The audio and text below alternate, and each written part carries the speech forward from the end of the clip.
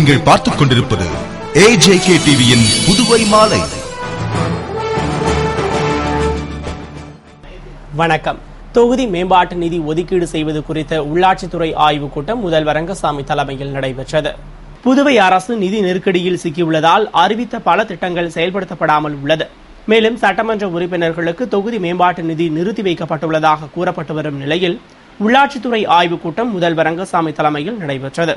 உள்ளாட்சித்துறை அமைச்சர் பன்னீர்செல்வம், துறை செயலர் ஸ்ரீகாந்த், இயக்குநர் ரவி பிரகாஷ், புதுவை நகராட்சி ஆணையர் ராஜமாணிக்கம், உழவர்கரை நகராட்சி ஆணையர் அழகிரி, கொம்யூன் ஆணையர்கள் பரிமளரங்கன், முத்துலிங்கம், சந்திரசேகரன், ஆறுமுகம் ஆகியோர் கலந்து கொண்ட கூட்டத்தில் சட்டமன்ற உறுப்பினர்கள் தொகுதி மேம்பாட்டு நிதி ஒதுக்கீடு மற்றும் வளர்ச்சிப் பணிகளை விரைவுபடுத்துவது தொடர்பாக ஆலோசிக்கப்பட்டது.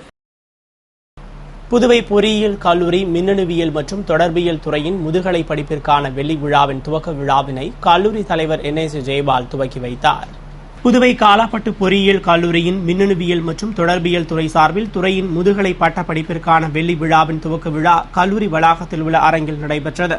துறை தலைவர் முனைவர் நாகராஜன் வரவேற்று பேசிய விழாவில் கல்லூரி முதல்வர் முனைவர் கோவிந்தராஜுலு வாழ்த்துரை வழங்கிட சிறப்பு விருந்தினராக கல்லூரி தலைவர் NS ஜெயபால் கலந்து கொண்டு விழாவினை குத்துவிளக்கேற்றி துவக்கி வைத்தார். விழாவில் கல்லூரி முன்னாள் முதல்வர்கள் முனைவர் எத்திராஜுலு, பழனிவேலு ஆகியோர் பங்கேற்றனர். விழாவில் பல்கலைக்கழக தேர்வுகளில் சிறந்து விளங்கிய மாணவர்களுக்கு விருதுகள் வழங்கப்பட்டது. தொடர்ந்து தொழில்நுட்ப கல்வியில் உள்ள சவால்களும் இடிவுகளும் என்ற தலைப்பில் கருத்தாய்வும் நடைபெற்றது. விழாவில் பல்வேறு கல்லூரி பல்கலைக்கழகங்களைச் சேர்ந்தவர்கள் சிறப்புரையாற்றினர். விழாவிற்கான ஏற்பாடுகளை துறை பேராசிரியர்கள் செய்திருந்தனர். புதுவையில் அனைத்து பகுதிகளிலும் குடிநீர் சுத்திகரிப்பு நிலையம் அமைக்கும் பணியை தீவிரப்படுத்த வேண்டும் என்று சட்ட உறுதிமொழிகள் கூட்டத்தில் அரசு கொறடா நேரு வலியுறுத்தினார். புதுவை சட்டசபை வளாகத்தில் பொதுப்பணித்துறை சம்பந்தப்பட்ட வாக்குறுதிகள் தொடர்பாக உறுதிமொழிகள் குழுவின் கூட்டம் குழு தலைவர் அரசு கொறடா நேரு தலைமையில் நடைபெற்றது. குழு உறுப்பினர்கள் மல்லாடி கிருஷ்ணராவ், நந்தா சரவணன், சட்டசபை செயலர் அன்பழகன் உள்ளிட்டோரும், பொதுப்பணித்துறை தலைமை பொறியாளர் மனோகர், கண்காணிப்பு பொறியாளர் மாந்தையன் மற்றும் செயற்பொறியாளர்கள் பங்கேற்ற கூட்டத்தில் பாதாள சாக்கடை பணிகளை விரைந்து முடிப்பது தொடர்பாக கேள்வி எழுப்பப்பட்டது. அதற்கு அதிகாரிகள் தற்போது 60% பணிகள் முடிந்துவிட்டது என்றும் மீதமுள்ள 40% பணிகள் நிதி நிலைமைக்கேற்ப விரைந்து முடிக்கப்படும் என்று உறுதியளித்தனர். மேலும் 5 இடங்களில் மேம்பாலங்கள் கட்ட ஜவஹர்லால் நேரு நகர புனரமைப்பு திட்டத்தின் கீழ் நிதி உதவியை விரைந்து பெற அதிகாரிகள் குழு டெல்லிக்கு செல்ல வேண்டும் என்று உறுதிமொழிகள் குழு வலியுறுத்தியது. மற்றும் பொதுமக்கள் பயன்பெறும் வகையில் குறைந்த விலையில் சுத்தமான குடிநீரை வழங்குவதற்கு அனைத்து இடங்களிலும் குடிநீர் சுத்திகரிப்பு நிலையங்கள் அமைக்க வேண்டும் என்று அதிகாரிகளிடம் குழுவின் தலைவர் நேரு வலியுறுத்தினார். புதுவை திராவிட முன்னேற்றக் கழகம் சார்பில் நாளை 28ஆம் தேதி நடைபெறும் நூல் திறனாய்வு கருத்தரங்க நிகழ்ச்சியில் கலந்து கொள்ளுமாறு திமுகவினருக்கு மாநில அமைப்பாளர் MA சுப்பிரமணியன் அழைப்பு விடுத்துள்ளார். இதுகுறித்து திராவிட முன்னேற்றக் கழக புதுவை மாநில அமைப்பாளர் MA சுப்பிரமணியன் கூறுகையில், தலைவர் கலைஞர், பொருளாளர் தளபதி ஆகியோரின் வழிகாட்டுதலின்படி புதுவை மாநில கழக மாணவரணி சார்பில் எல்லைப்பிள்ளைச்சாவடி NT மஹாலில் 1951ஆம் ஆண்டு முதல் 2010ஆம் ஆண்டு வரை பள்ளி, கல்லூரி, பல்கலைக்கழகங்களில் தலைவர் கலைஞர் ஆற்றிய உரை தொகுப்பு நூலான கல்வி நிலையங்களில் கலைஞர் என்ற நூல் திறனாய்வு கருத்தரங்க நிகழ்ச்சி தனது தலைமையில் முன்னாள் முதலமைச்சர் ஜானகிராமன், அவைத் தலைவர் சுப்ராயன், துணை அவைத் தலைவர் சீதா வேதநாயகம், துணை அமைப்பாளர்கள் SP சிவகுமார், ராஜாராமன், பொருளாளர் அனிபால் கென்னடி, தலைமை செயற்குழு உறுப்பினர் திருநாவுக்கரசு, முன்னாள் சட்டமன்ற உறுப்பினர் சோமசுந்தரம், சட்டமன்ற உறுப்பினர் நந்தா சரவணன், இளைஞரணி மாநில முன்னாள் அமைப்பாளர் சிவா, முன்னாள் சபாநாயகர் பழனிராஜா, முன்னாள் அமைச்சர் மணிமாறன் ஆகியோர் முன்னிலையில் நடைபெறுகிறது என்று தெரிவித்தார். மேலும் இந்த கருத்தரங்கு நிகழ்ச்சியில் மாநில கழக நிர்வாகிகள், இந்நாள் சட்டமன்ற உறுப்பினர்கள், முன்னாள் அமைச்சர்கள், முன்னாள் சட்டமன்ற உறுப்பினர்கள், தலைமை செயற்குழு பொதுக்குழு உறுப்பினர்கள், நகரமன்ற கொம்யூன் பஞ்சாயத்து முன்னாள் தலைவர்கள், துணைத் தலைவர்கள், தொகுதி கழக நிர்வாகிகள், இளைஞரணி, தொண்டரணி, வழக்கறிஞரணி, தொழிலாளர் அணி, மாணவர் அணி, மகளிரணி உள்ளிட்ட அனைத்து அணிகளின் பொறுப்பாளர்கள், கழக முன்னோடிகள், முன்னாள் உள்ளாட்சி பிரதிநிதிகள், வட்ட கிளைக்கழக நிர்வாகிகள், கழக செயல் மறவர்கள் ஆகிய அனைவரும் கலந்து கொள்ள வேண்டும் என்றும், மாணவ செல்வங்களுக்கு மிகவும் பயனுள்ள நிகழ்ச்சியாக இந்த நிகழ்ச்சி இருக்கும் என்பதால் மாணவ செல்வங்கள் பெருந்திரளாக பங்கு கொள்வதற்கான ஏற்பாடுகள் செய்து கலந்து கொள்ளுமாறும் கேட்டுக் கொண்டதாக கூறினார். புதுவை IG ரன்வீர் சிங் கிருஷ்ணியா டெல்லிக்கு இடமாற்றம் செய்யப்பட்டதை அடுத்து புதுவையிலிருந்து விடைபெற்று சென்றார். புதுவையில் காவல்துறை IGயாக கடந்த ஆண்டு மே மாதம் ரன்வீர் சிங் கிருஷ்ணியா பொறுப்பேற்றார்.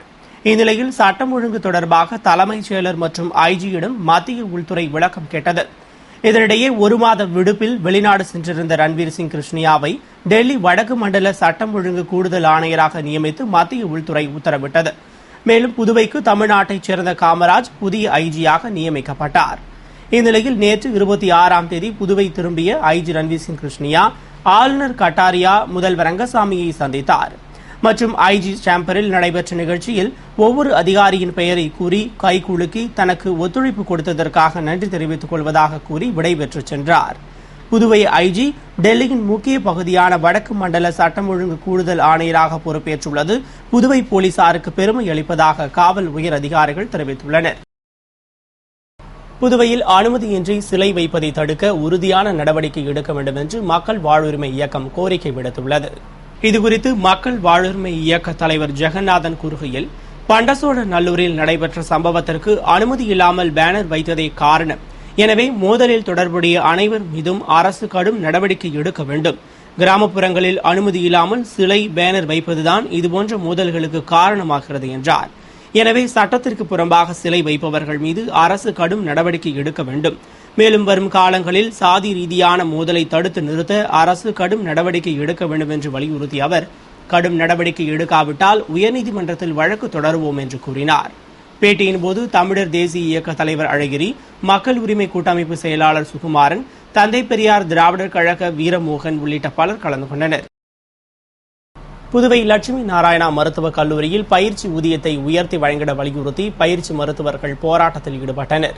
புதுவை உளவாய்க்கால் பகுதியில் உள்ள லட்சுமி நாராயணா மருத்துவக் கல்லூரியில் பயிற்சி மருத்துவர்கள் கல்லூரி நிர்வாகம் பயிற்சி மருத்துவர்களுக்கு அளித்து வரும் பயிற்சி ஊதியத்தை உயர்த்தி வழங்கிட வேண்டும் என்று வலியுறுத்தியும், கல்லூரி நிர்வாகம் தங்களிடம் தரக்குறைவாக பேசுவதாகவும், இது தொடர்பாக கல்லூரி தலைவரை சந்தித்து பேச அனுமதி வழங்க வலியுறுத்தியும் போராட்டத்தில் ஈடுபட்டனர். சுமார் 150க்கும் மேற்பட்ட பயிற்சி மருத்துவர்கள் பணிகளை புறக்கணித்துவிட்டு போராட்டத்தில் ஈடுபட்டதால் அங்கு பெரும் பரபரப்பு ஏற்பட்டது. இதுகுறித்து பயிற்சி மருத்துவர்கள் கூறுகையில், கல்லூரி தலைவரை சந்தித்து இது தொடர்பாக பேசி பிரச்சினைக்கு தீர்வு காணும் வரை தங்களது போராட்டம் தொடரும் என்று தெரிவித்தனர். மேலும் போராட்டத்தில் பயிற்சி கால ஊதியத்தை உயர்த்தி வழங்க வலியுறுத்தி கோஷமிட்டு ஆர்ப்பாட்டம் செய்தனர். புதுவை முத்தியால்பேட்டை புனித ஜெபமாலை அன்னை ஆலயத்தின் பெருவிழா திருப்பலி மற்றும் கொடியேற்றத்துடன் துவங்கியது. புதுவை முத்தியால்பேட்டை புனித ஜெபமாலை அன்னை ஆலய 148ஆம் ஆண்டு பெருவிழா கொடியேற்றத்துடன் துவங்கியது. இதனை முன்னிட்டு ஆலய பங்கு தந்தை மைக்கேல் ஜான் தலைமையில் திருப்பலியும் தேர்பவனியும் கொடிபவனியும் பின்னர் மந்திரித்த கொடி ஏற்றப்பட்டு விழா துவங்கியது. விழாவில் திரளான பக்தர்கள் பங்கேற்று மெழுகுவர்த்தி ஏற்றி ஜெபித்து வழிபட்டனர். இதனைத் தொடர்ந்து தினமும் திருப்பலியும் தேர்பவனியும் தேவ நற்கருணை ஆசிரும் நடைபெறவுள்ளது. விழாவிற்கான ஏற்பாடுகளை பங்கு தந்தை தலைமையில் பங்கு பேரவையினர் மற்றும் பங்கு மக்கள் செய்திருந்தனர்.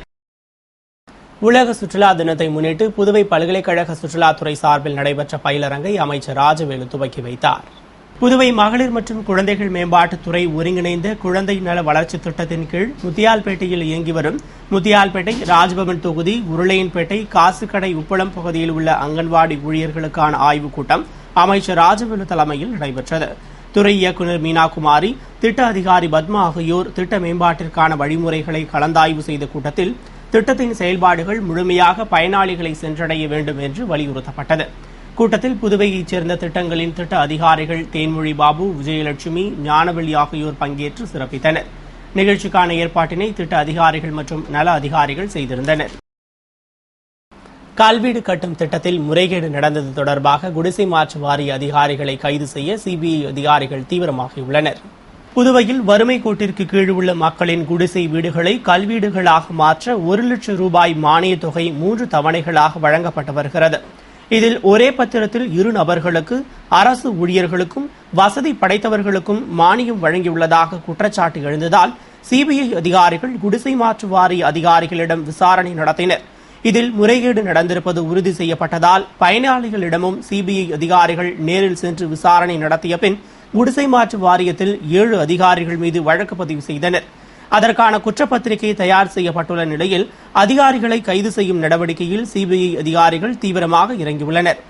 இதற்கிடையே இந்த முறைகேடுகளில் மேலும் பலர் சிக்கியுள்ளதால் அவர்கள் மீதும் வழக்கு பதிவு செய்ய சிபிஐ நடவடிக்கை எடுத்து வருகிறது. புதுவையில் முதியோர் ஓய்வூதியம் பயனாளிகளுக்கு இடையூறு இல்லாமல் கிடைக்க அரசு நடவடிக்கை எடுக்க வேண்டும் என்று சர்வதேச மனித உரிமைகள் கவுன்சில் வலியுறுத்தியுள்ளது. இதுகுறித்து சர்வதேச மனித உரிமைகள் கவுன்சில் தலைவர் சக்திவேல் செய்தியாளர்களிடம் கூறுகையில், வரலாற்று சிறப்புமிக்க புதுவை பிரெஞ்சு இந்திய கலாச்சாரத்துடன் ஆன்மீக தலமாகவும் விளங்குவதால் சுற்றுலா பயணிகள் அதிக அளவில் வந்து செல்கின்றனர். இத்தகைய சிறப்புமிக்க நகரம் கட் அவுட் பேனர்களால் சமூக சீரழிவை சந்தித்து வருகிறது. சாலை விபத்துகள், சண்டை சச்சரவுகள், ஜாதி மத சண்டைகள் மற்றும் சட்டத்திற்கு புறம்பான நிகழ்ச்சிகள் நடப்பதால் இதனை தடுக்க அரசு கடும் நடவடிக்கை எடுக்க வேண்டும் என்றும், முதியோர் ஓய்வூதியத்தை பயனாளிகளுக்கு இடையூறு மற்றும் கஷ்டம் இல்லாமல் சுலபமாக கிடைக்க அரசு நடவடிக்கை எடுக்க வேண்டும் என்று வலியுறுத்தி கூறினார். அப்போது கலியவரதன், வடிவேல், வீரப்பன் உள்ளிட்ட நிர்வாகிகள் உடனிருந்தனர். இத்துடன் செய்திகள் நிறைவடைந்தன. வணக்கம்.